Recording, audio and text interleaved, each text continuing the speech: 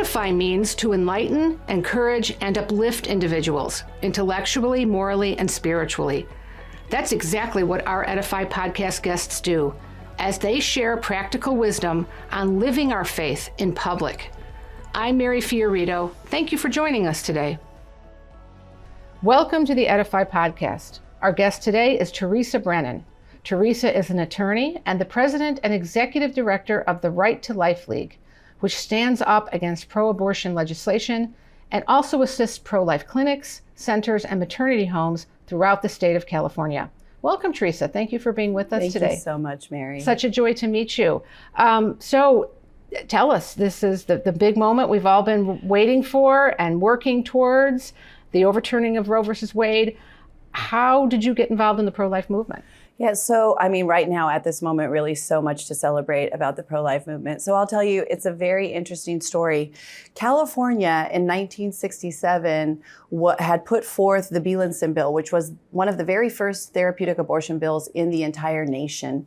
And a group of Catholic doctors, lawyers, and just grassroots activists got together in 1967 to fight that. And actually members of our organization knew the chief of staff for then Governor Ronald Reagan.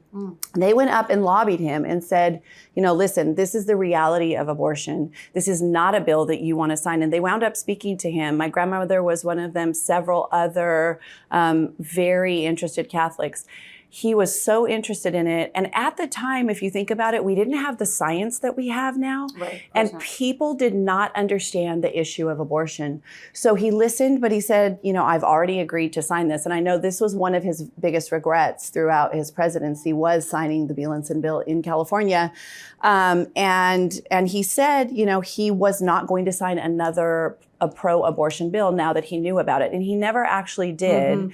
So it was a very powerful moment, but it still left California with one of the first abortion bills and fighting abortion 6 years before Roe versus Wade even came into play. No, it opened up the floodgates nationally. And I remember reading actually an interview with Dr. Mildred Jefferson, who was the first Black woman to graduate from Harvard Medical School.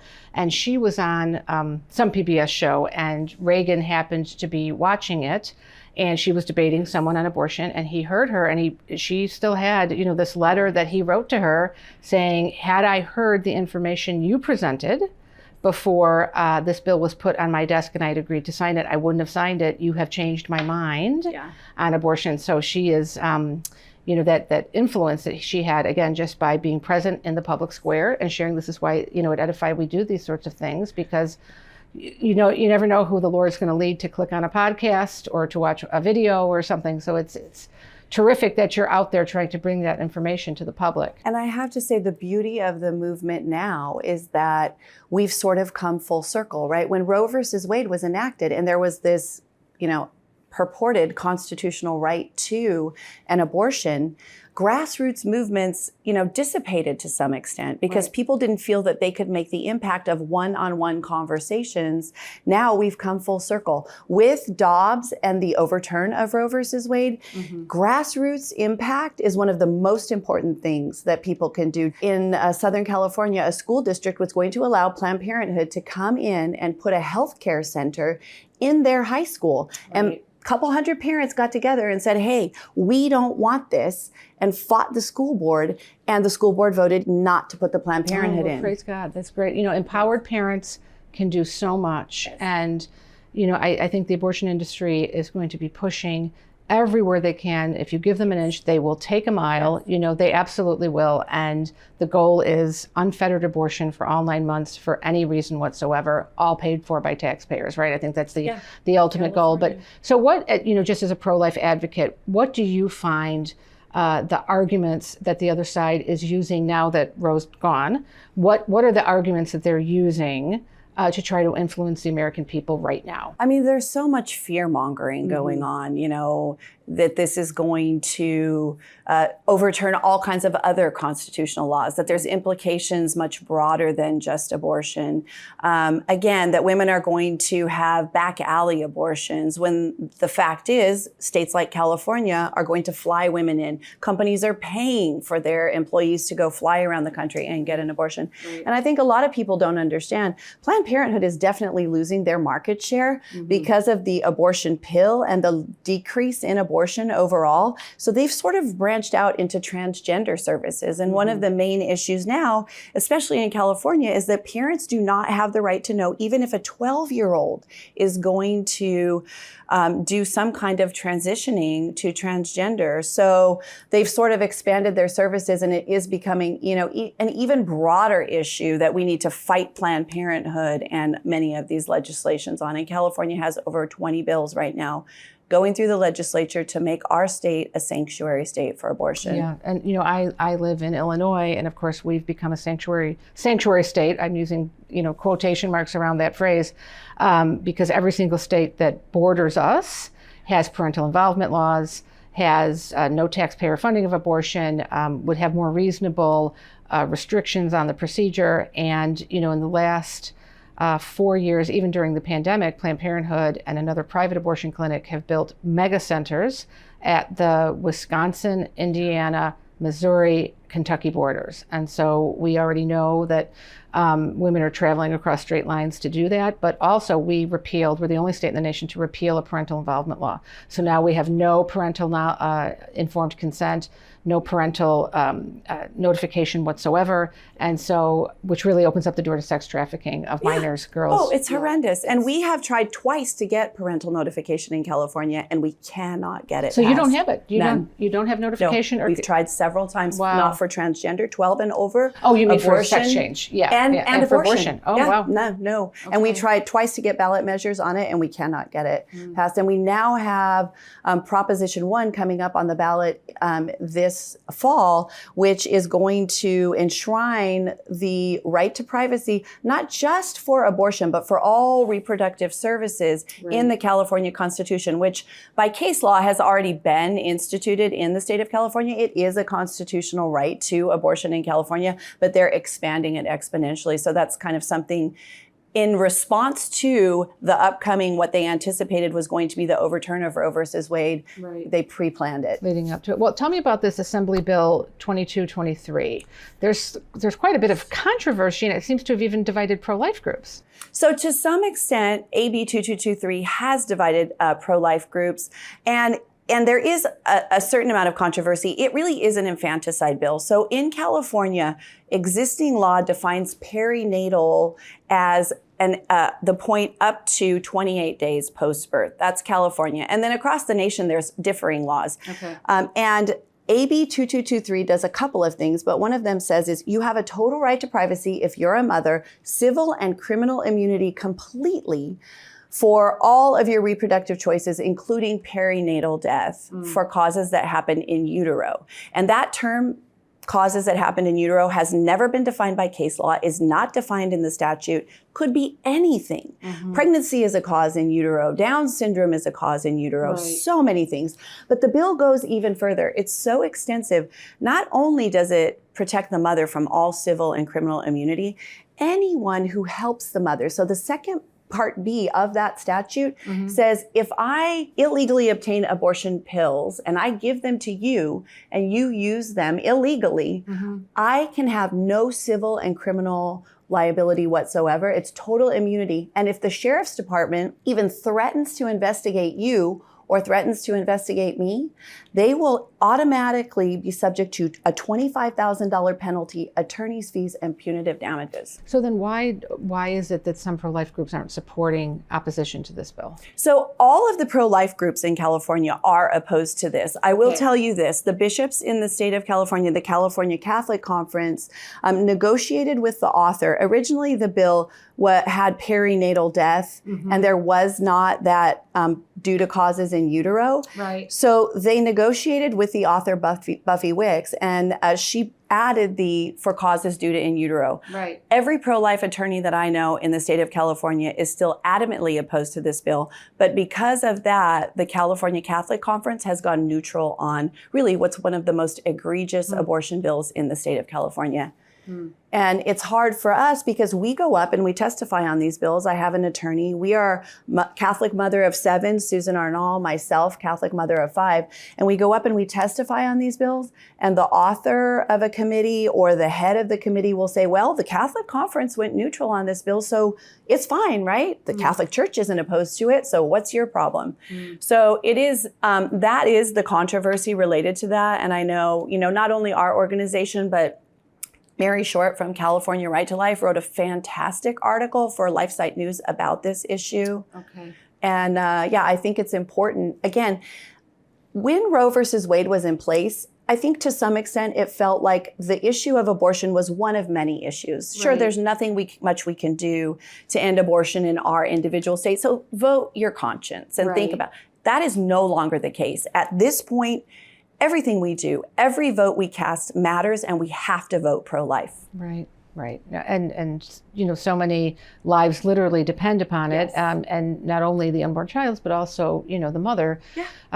And it's always horrifying to read of, the horrible cases of women who do actually die in abortion clinics or do develop sepsis later down the line and then die from that, but that's not registered as an abortion death. It's registered as a septic death. So it's very distressing that, you have this surgery that's done so frequently, the surgical abortions, but even to some extent the chemical abortions, and we don't even really know how it's affecting women. But particularly in the blue states, right? Yeah, and I'll tell you this, one of the saddest things that we repeatedly say to our state legislators, and they just refuse to listen, is that, one time we had a 40 Days for Life program right outside. There's a Planned Parenthood right across from our office, and a woman saw it, and she came into our office, and she just said, I need to talk to someone. I want to talk to someone about my abortion. And I was very new to pro-life and thinking like, okay, I don't know if I'm equipped to give someone post-abortion, counseling and peer-to-peer. And I was like, okay. And I literally said a prayer. I'm like, Holy Spirit, give me the words. And she came in, and I had never heard such a powerful story of a woman who in her youth was homeless, was on drugs. She was poverty stricken, and she cried. We cried together. And in the end, we formed such a great friendship. And truly, truly, women are destroyed by their abortion. And that's the message that, again, the pro-aborts are completely ignoring, that women are depressed. When they later, maybe a young woman who doesn't tell her parents at 14 and has an abortion, and then when she, God forbid if she can never have children, and that was her, but if she does and she has a baby and she realizes what she's done at a later point, it's literally the woman that she's inconsolable. There's nothing you can do to take that back. Well, tell me, I know in California you have some rather large populations of people of color. Yes. And in New York City, for example, more Black babies are aborted every year than are born alive. Do you find, is it your experience in California, that many abortion clinics are preponderance of them are located in neighborhoods that are either in communities of color or adjacent to them? Oh, absolutely. In fact, we go in and we say, hey, Margaret Sanger was a eugenicist. We say this to our state legislators, and they intentionally say, listen, poverty areas have a lack of access to health care. BIPOC communities have a low access to health care. So we need to concentrate on those areas. So essentially, they are recreating the vision of Margaret Sanger. And it is, Guttmacher Institute has statistics, which is a pro-abort statistical. Right. It's a former research arm of Planned Parenthood. Yeah, and they say 85% of women who have abortions, it's either 75 or 85%. I haven't looked at the statistic in a while, but it's a huge number of women who have abortions are within 2% or lower of the federal poverty level. And essentially what that means is, as a society, California, Illinois, we're offering women a very quick fix. Let's just give you an abortion to solve your problems, rather than providing real resources, which is what the pregnancy help centers, clinics, and maternity homes all do. But then they say, oh, pro-lifers just, all they care about is the baby. They don't care about the mom. Right. That's such an old trope. And I'm astounded to see that it still makes the rounds. When, the Catholic Church, for example, is the #1 private provider of social services to men, women, children, and families in the United States, the #1 educator of girls. But I think the very fact that we see so many repeat abortions now. So even according to Planned Parenthood's own numbers, right, 50% of all abortions are now repeats. That's because when a woman has an abortion, it doesn't get her a better job. It doesn't improve the relationship with the baby's father. It doesn't find her a better place to live. It doesn't help her finish her, and she often winds up right back in the same situation, sometimes less than a year later. And I really think our repeat rate of abortions in the United States is a scandal. It really is. And honestly, the solution to that is post-abortion healing. Like if we can reach these women, I had a clinic just this week who, we were talking to them about the women who have come in, and the director said to me, they had a woman come in who had 8 abortions and finally got a hold of their pregnancy help center. And she came in and she was counseled and she got an ultrasound and she was devastated, but she finally realized what it was she was doing. Because I can tell you, Planned Parenthood is lying to women. They absolutely are not showing ultrasounds and telling them what they need to hear about their choices. Oh, right. There's no informed consent whatsoever. And, I compare it to when I took my daughter to get her ears pierced, and signing forms in triplicate, and these are all the possible outcomes. You could get an infection if your ear starts to turn green, all these sort of things to protect themselves from legal liability. I mean, I'm not stupid, I know that's why they're doing it, but nevertheless, there's full informed consent for ear piercing. There's not full informed consent for abortion. And, I always find it so humorous when, we're told by Nancy Pelosi and others, the decision for an abortion is between a woman and her doctor and her God. Well, the abortionist is not her doctor. And 90% of the time, if not more, she never meets this doctor before he comes in and does the abortion on her. I mean, it's a clinic employee that takes down all the information. A nurse might take the vitals, and the doctor just comes in, he does the abortion, and he leaves. And it's not her doctor. There aren't meetings leading up to her decision to abort with a medical professional. And she just calls a freestanding clinic and strolls on in. In the state of California, it's literally a tragedy. As much as they say this is about women's health care, it's about making money. And how can you tell? Some of the bills that are going through right now aren't going to even require that a doctor be present, or a nurse midwife or a nurse practitioner can do an abortion without even having standard operating procedures. Like, we're stripping the protections that women have. So the dangerous abortions that you were talking about earlier are going to become even more dangerous. It's just crazy. No, it is. And women's lives are, I think now, have never been on the line as much as they are. And it's not because there's a lack of access to abortion in some states. It's because the abortion industry doesn't really care about them. And that some activist doctors and abortion activists are making women afraid to come in to be treated for conditions that are not abortions that they need to be treated for. But they have absolutely no qualms about spreading this misinformation. And it's really, really distressing. Well, Theresa, before we wrap up, tell me, I'd like to know a little bit about, we are a Catholic podcast, and I'd like to know a little bit about your spiritual life. How do you, as a Catholic pro-lifer, how is it that you pray your way through your work? What inspiration do you get? Do you have any particular saints that inspire and help keep you grounded so you can do the kind of advocacy that you do? Yeah, so I mean, honestly, I have to say, when people talk about spiritual warfare, the pro-life movement is literally ground zero of spiritual warfare. And I mean, prior to this, I worked as a litigation attorney, and I kind of took the pro-life job, really felt called to it, and have seen the most tangible miracles. Like, God in the pro-life movement, if you pray for it, will literally grant it the next moment. So I'll just give you a quick story. I was on a Zoom call with my media coordinator and our VP of Legal Affairs, and I said, listen, we're fighting all of these bills in California. We need a legislative intern that will help us keep track of them, call the legislators. I was like, we really need that. And I clicked off on the Zoom call, and the next email in my inbox right there was one of our donors who said, hey, my daughter's a student in college. She's a poli-sci major, and she would love to intern this summer at the Right to Life. Like, it was the perfect fit for the job. I've had clinic directors who lost their medical director in the afternoon, went to a party that evening, and a doctor came up and said, can I be your medical director? Wow. Yeah, it's tangible. So my favorite saints, I'll say the first year that I started in pro-life was Saint Philomena. The second one was St. Teresa of Avila. So Teresa is my name, and there's just a powerhouse of Teresas. She was a strong woman. So many. A strong woman. Yep. Avila, Lisieux is my patron saint, but when my mom kind of jokes that after she saw my personality after I was born, she's like, I might have picked the wrong Teresa. I think you can claim them both. I claim them all. Yes. Avila, Lisieux, all of them.